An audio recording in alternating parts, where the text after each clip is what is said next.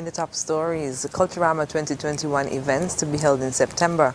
ECCB highlights key achievements during the last fiscal year, and daycares to open on Wednesday. The details on these stories and more after the break.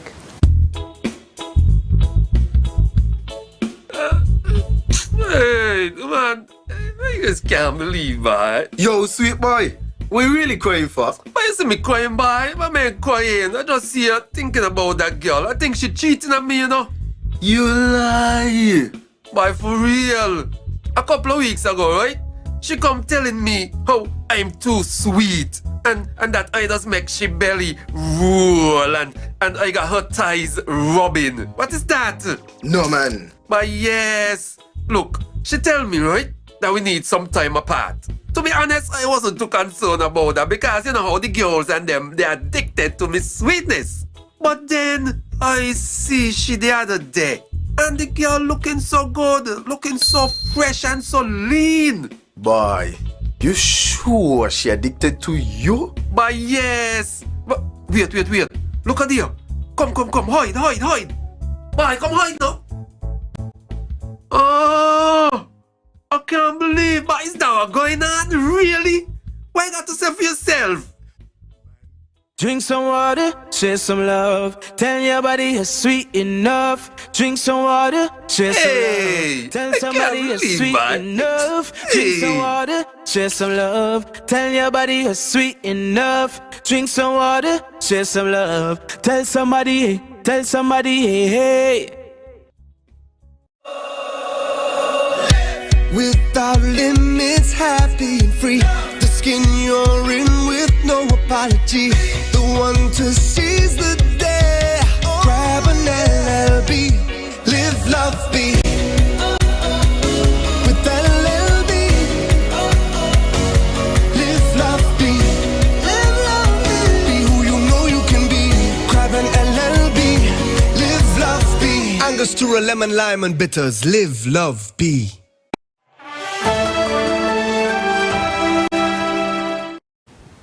Hello and welcome to the ZIZ Channel 5 newscast. I'm Carla Berridge. Minister of Culture in Nevis, Honorable Eric Evelyn, has announced that 2021 Culturama celebrations will be held in September. He made the announcement during Tuesday morning's sitting of the Nevis Island Assembly. We had already gotten permission from the COVID-19 task force to proceed with our events. Some of them would have been virtual, of course. But because of the lockdown and the non-rehearsal for some of the activities, we had to cancel what we were planning. We had to cancel the Mr. Cool and the swimwear competition that was scheduled for this year. We had scaled back our activities, but I think I can say, and I believe that persons will be happy to hear, that even though we had to cancel what we were planning for late July, early August, that you will be having some semblance of Culturama over the Independence holiday week. He went on to give a breakdown of the dates of some of the planned activities around the Independence weekend. We are hoping to have Calypso tents on August the 14th and the 28th. We are proposing to have the Soca Monarch semi-finals on Saturday, September the 4th. The Senior Calypso semi-finals on Sunday, September the 5th. On Sunday, September the 12th, we're planning to have a fashion show that will showcase our fashion designers on the island of Nevis. And we do have quite a lot of very talented fashion designers on the island of Nevis. And when we go quickly to our official activities, on Thursday, September 16th, at National Heroes Day, we are planning what we call a Culture Pot. That is a production staged by the Nevis Cultural Development Foundation to showcase the best of division culture. And the event would feature a blend of traditional folklore, folk music, contemporary dance, along with calypso and soca performances. Other activities include Poets in the Square, a steel band competition, Nevis Heritage Day, the Soca Monarch competition, and Senior Calypso finals. The Eastern Caribbean Central Bank recently published its 2020-2021 annual report and statement of accounts, which saw that the bank recorded a net profit of $25.2 million for the financial year, which ended 31st March 2021. This was a 60% decrease from the profit reported in the previous year. The report indicates that the decrease in net profit was due mainly to a significant reduction in interest income earned on the bank's foreign reserves portfolio. Speaking on ECCB Connects, Governor of the Eastern Caribbean Central Bank Timothy Antoine said going into the financial year, the bank had two key priorities. From the jump, in March 2020, determined two key priorities for our bank, for the ECCB. The first, to keep our staff safe, and the second, which is related, to continue to serve our region well. And obviously, if our staff are not safe, and if our staff are not at work, they cannot serve. So we had to protect our staff, but also ensure that we serve our region well in a difficult period, where the region needed its central bank to step up and to play a very important role. He also outlined the focus for the new financial year, which is from April 1st, 2021 to March 31st, 2022. Obviously, financial stability is important. The reality is that we've had the single largest growth shock on record. Our economies contracted last year, 2020, by 14%, 1.4. That's bigger than the global financial crisis when the contraction was 6%.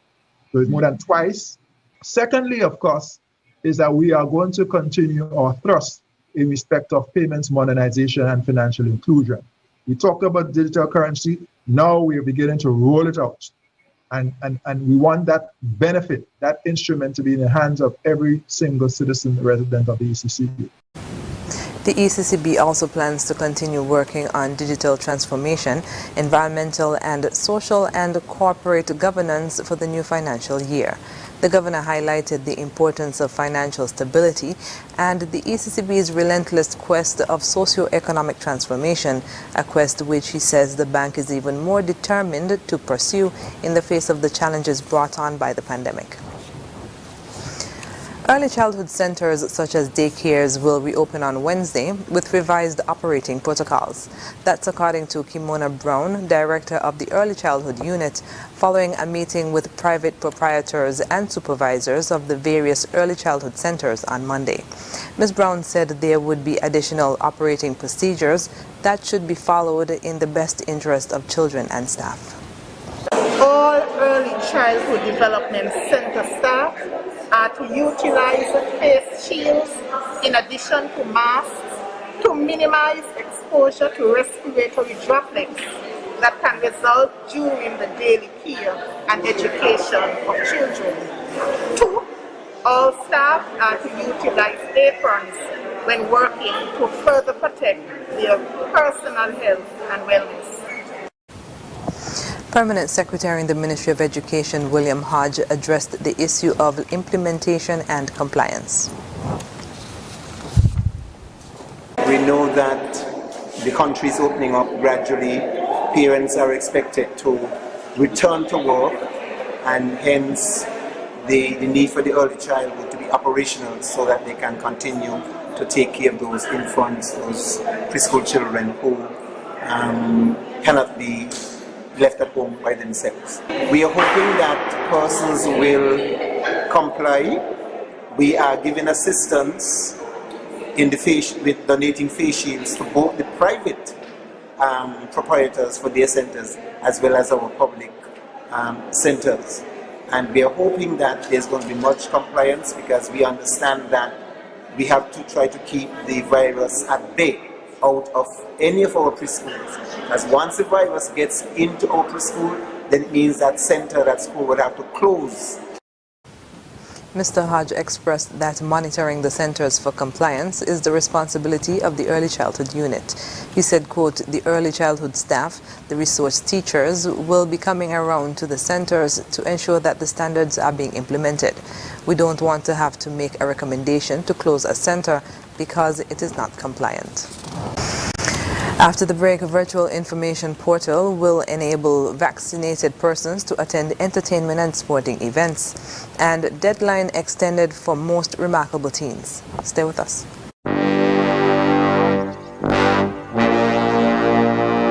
Want to get away? Now you can. Stop standing in long ATM lines to withdraw cash. Use your national debit or black cards to complete a wide variety of transactions at supermarkets, variety stores, gas stations, pharmacies, and more. Shop online at the most popular websites and stores for quality brands using your national debit or black cards. And take back your time to enjoy all the things that you love to do. Remember, instead of waiting in long ATM lines to withdraw cash, use your national bank cards today. National Bank, always here. Here are your Horsford's Value Mart IGA Value Club Blue Tag specials from July 1st through 14th. Essential everyday apple juices, just $6.99. IGA canned vegetables, $2.99. IGA peanut butter, creamy and crunchy, $7.99. Almond Griezmann, $12.99. Essential everyday bar and shredded cheeses, just $7.99. Wishbone salad dressings, just $8.99. And now our very low weekly value deals. Kraft barbecue sauces, $5.99 each. Essential everyday pastas, $2.99. IGA squeezed ketchup, $3.99. Equaline mouthwash, 1.3 to 1.5 liters, just $9.49. Shop smart, shop Value Mart. Sea listo y haga sus compras a Value Mart. Your safety and convenience are most important to us at Flow. That's why we provide many ways for you to keep your account connected, which now includes FastPay, the new convenient payment option on our website. No registration required. Or download the MyFlow app to pay anytime from anywhere on your smartphone or tablet. If you wish to pay your bill in person, feel free to visit any of our fully sanitized branches. Flow is committed to helping you stay connected. Let's do this together.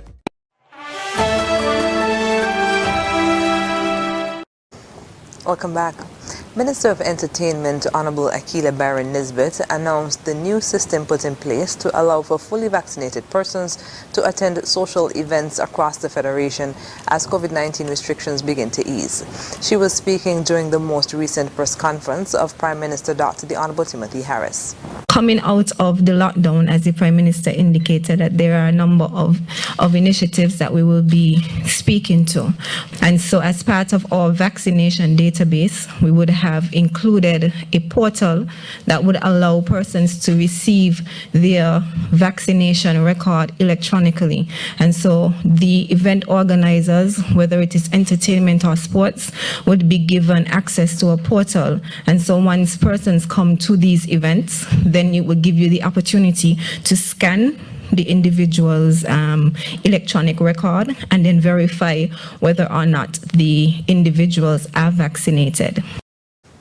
Further, in order to equip event organizers, the Ministry of Health created the virtual portal to provide timely access to critical information needed by organizers to host successful events.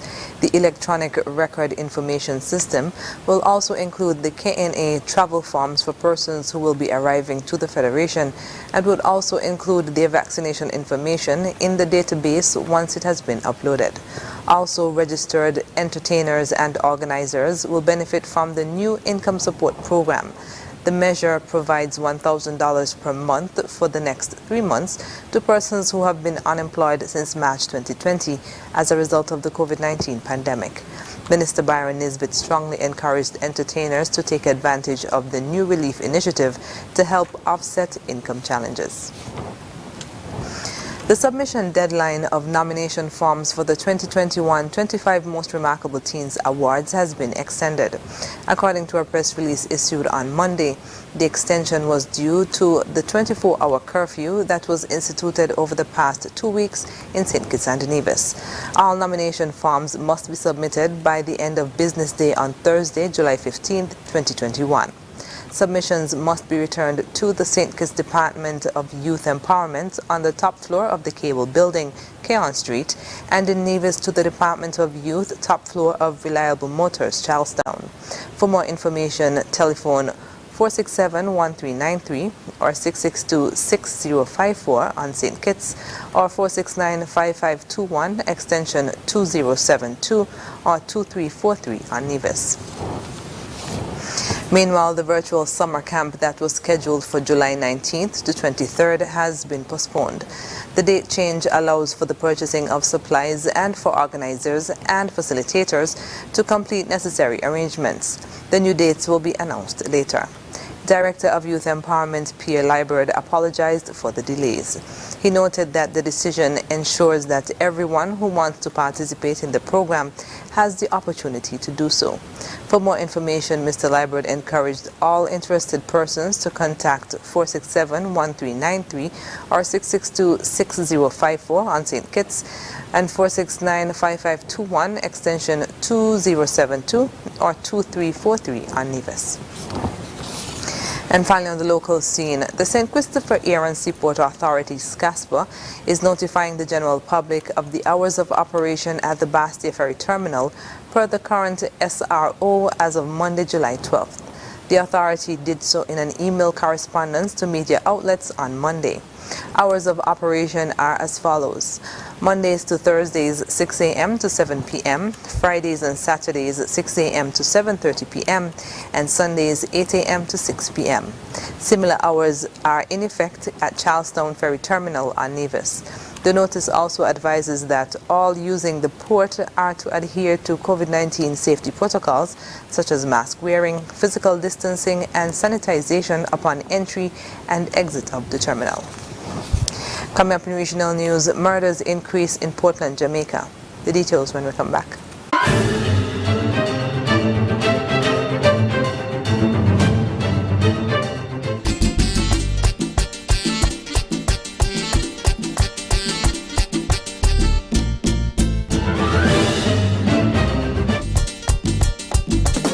Yo! You look like the dude who was shopping at Furniture and Appliances. See, my friend, you look like you buy something from the Ashley Home Store. How you know? Because we get the cashback coupons and the free groceries for a year. Cashback is back at Horsford's Furniture and Appliances and Ashley Furniture. Shop now and get a chance to win free groceries for 1 year.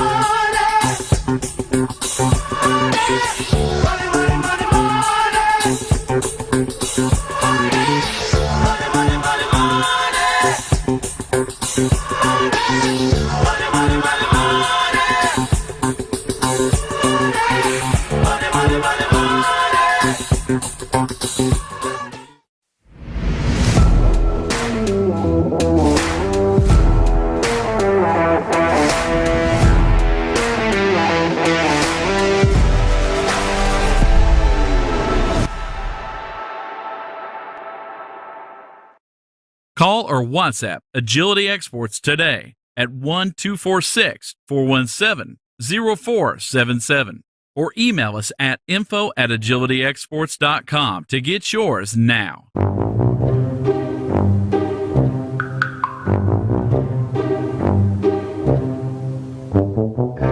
Seriously, there's a better way to beat the heat. Get an air conditioning unit at Quartz, starting at $999. Get free installation on your purchase. Plus, with Ready Finance, you can shop now and pay nothing for 60 days. Quartz, bringing value home. Conditions apply.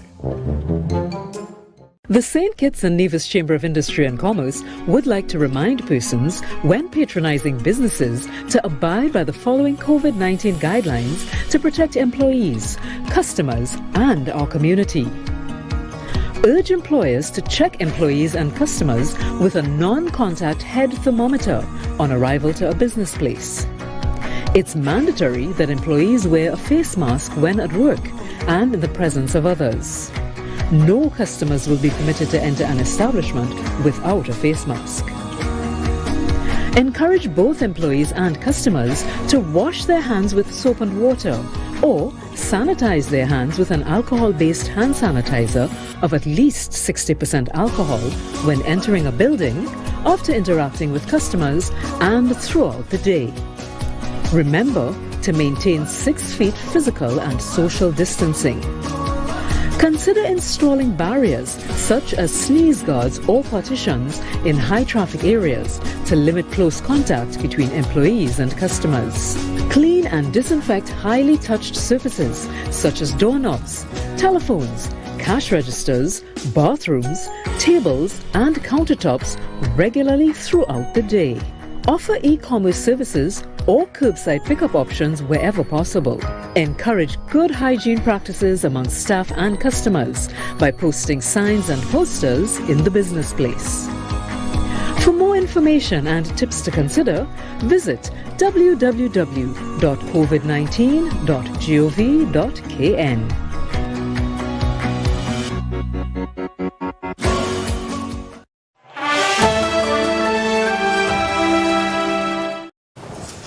And we're moving now to news on the Reach Now scene.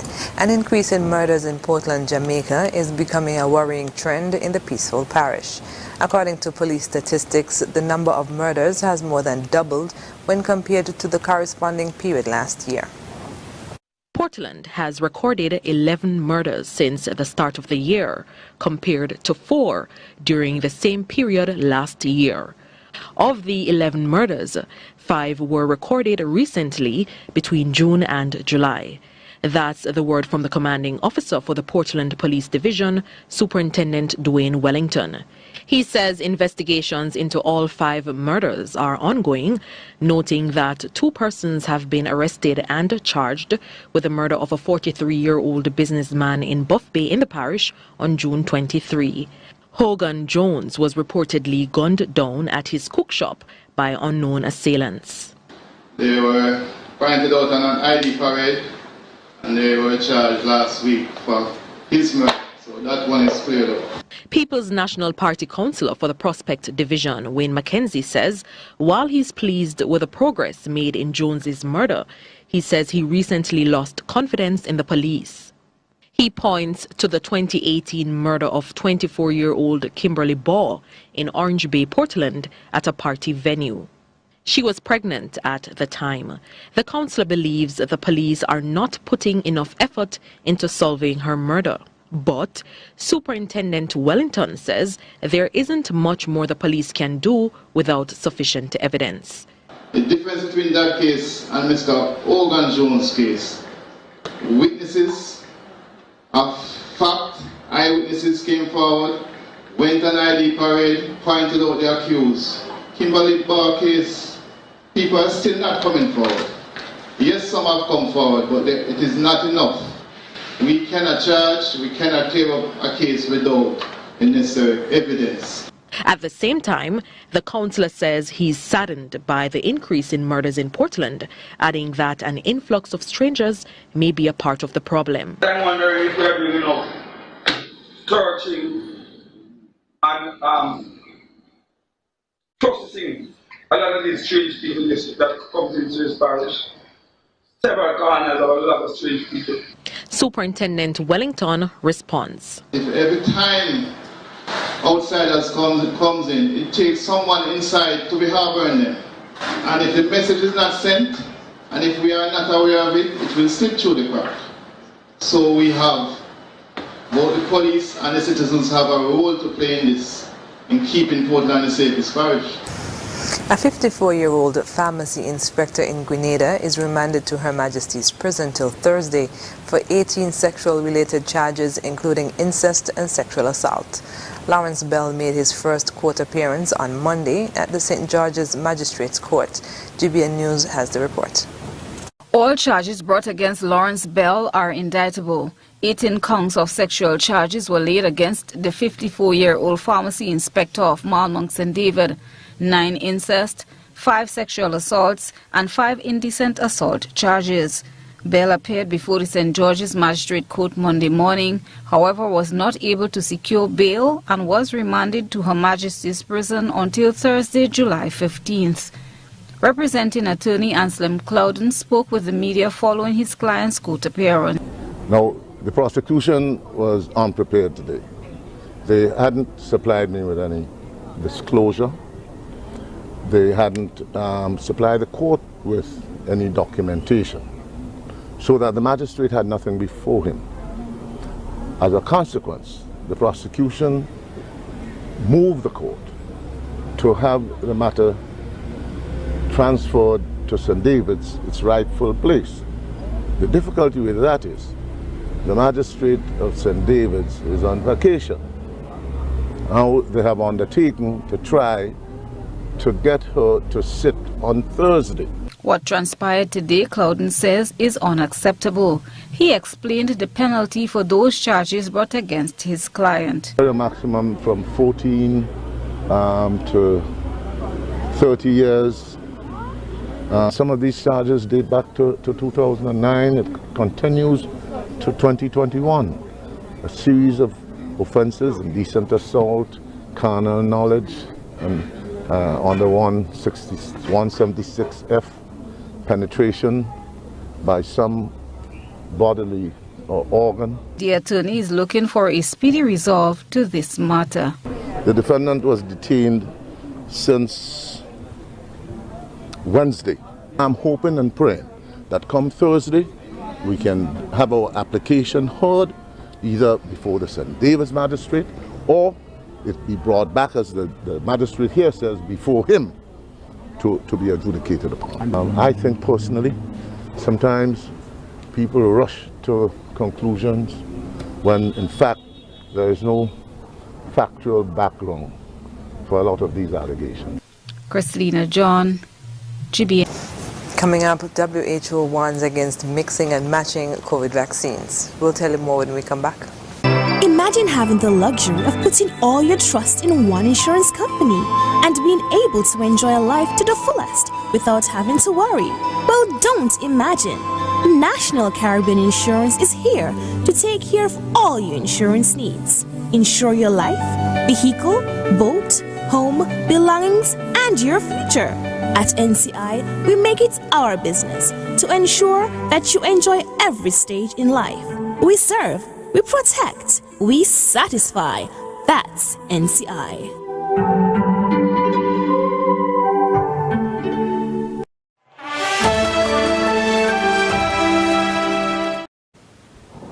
The World Health Organization's chief scientist on Monday advised against people mixing and matching COVID-19 vaccines from different manufacturers, calling it a dangerous trend since more data is needed about the health impact. More in this Reuters report. People who are thinking about mixing and matching. The World Health Organization's chief scientist on Monday advised against people mixing and matching COVID-19 vaccines from different manufacturers, calling it a dangerous trend since there is very little information on doing so. So it's a little bit of a dangerous trend here where people are in a data-free, evidence-free zone as far as a mix and match. There is limited data on mix and match. It will be a chaotic situation in countries if citizens start, deciding when and who they should be taking a second or a third or a fourth dose. Dr. Soumya Swaminathan made her comments during the WHO's latest online briefing.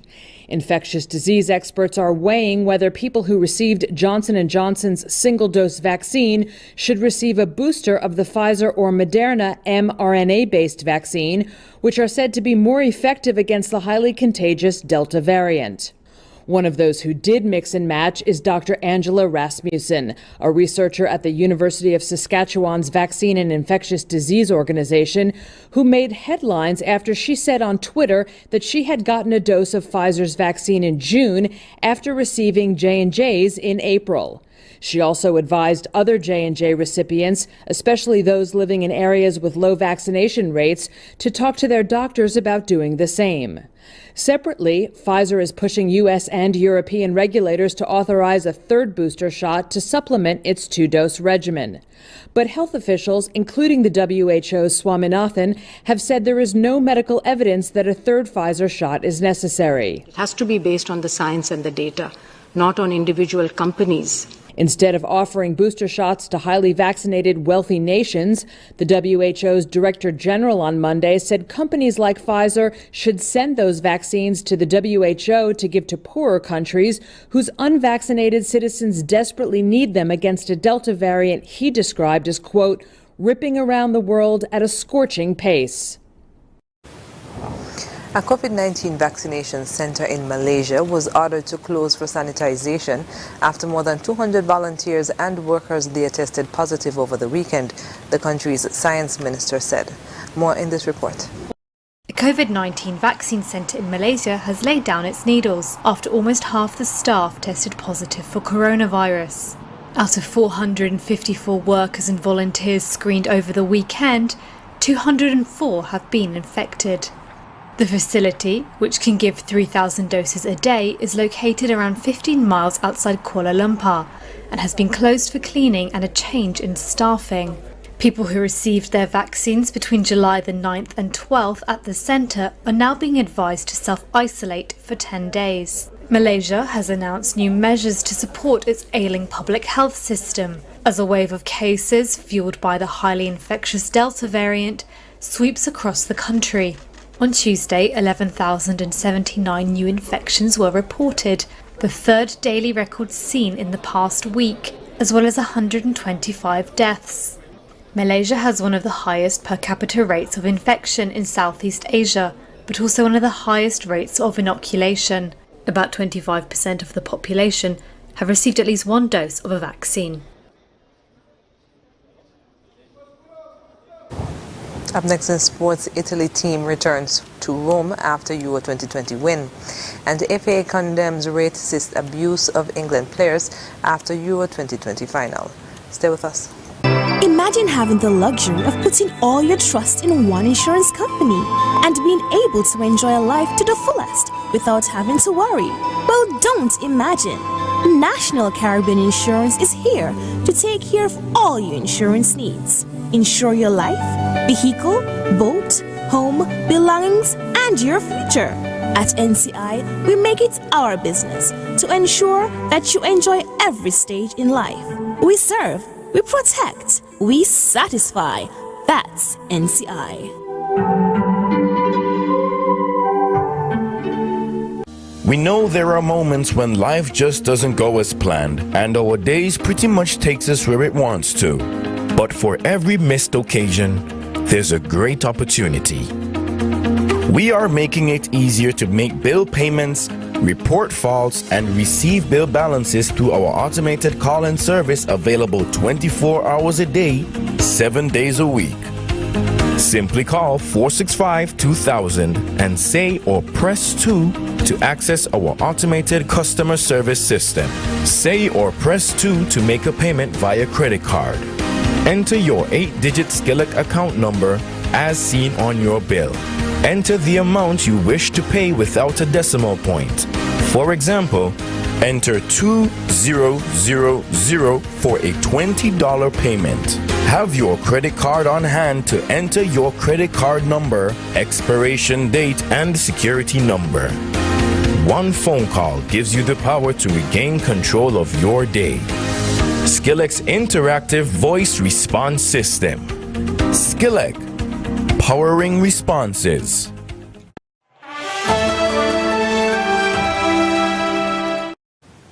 First up in sports, the Italian football team has returned home to an enthusiastic welcome in Rome. The squad defeated England on Sunday to win the country's first European Championship since 1968. Al Jazeera's Adam Rainey reports. It took more than half a century, but the Azzurri have finally brought the European Championship trophy back to Italy. Parading through Rome's streets, the team soaked up the adulation of their fellow Italians. We want to dedicate our victory to you and to the millions of fans in the whole world who never left us alone, accompanying us step by step with love and passion in this exciting journey. It capped off a stellar tournament that Italy won after beating England in a penalty shootout on Sunday night. On Monday morning, these fans were still taking in the sights after a night of celebration. They didn't want to let the moment go. I loved the fact that the whole team stand united, and they played as a team, not individuals, and it was the real difference. Despite concerns over the Delta variant and social distancing, Italians gathered in the thousands across the country with explosions of utter joy and jubilation to celebrate the victory. Support for the national team has always been strong here, but during the pandemic, it seemed to mean a little more to many here. This isn't just a football victory, it is a win for all Italians. Almost 2 years of a pandemic of sacrifice, it is a rebirth for us. A longtime fan who vividly remembers the 1968 win saw things a little differently. Winners are always happy. They are always satisfied. Whether there is a virus or not, it's a win. Since we won the championship, we are very happy. Enrico Ripari was upset over how English fans booed during the Italian national anthem and saw a greater symbolism. It gave me the sensation that they were leaving the European Union for a second time. The larger meaning is there for many.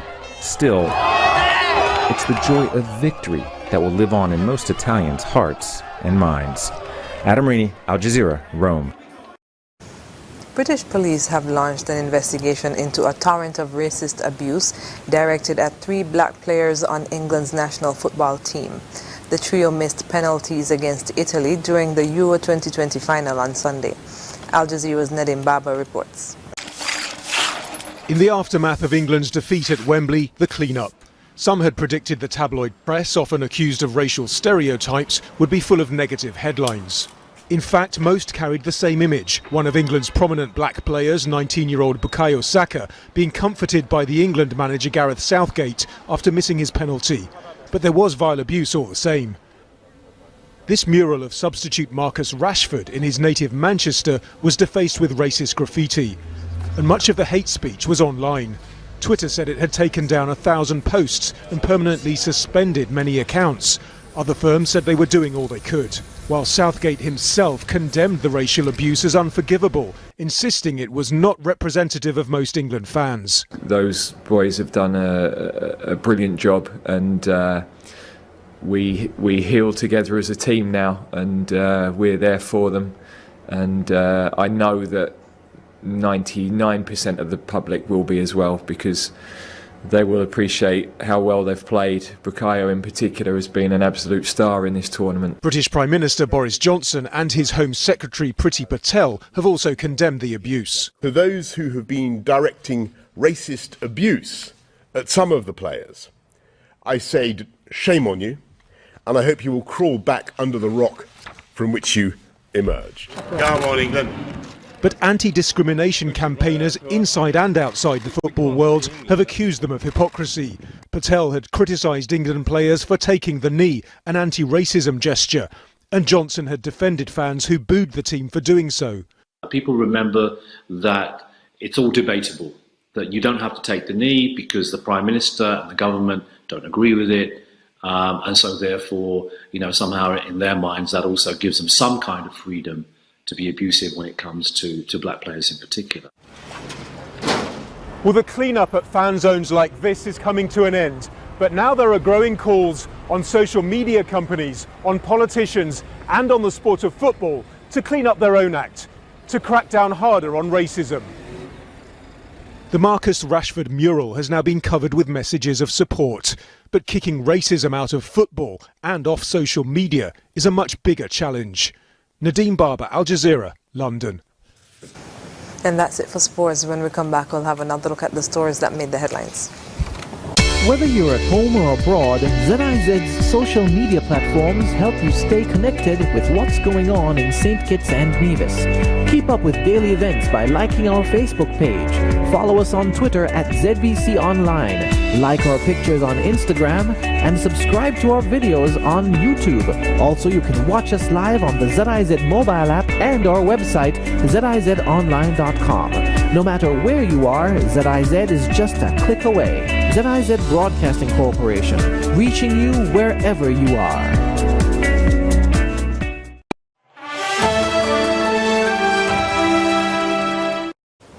And we're wrapping up with a recap of the top stories.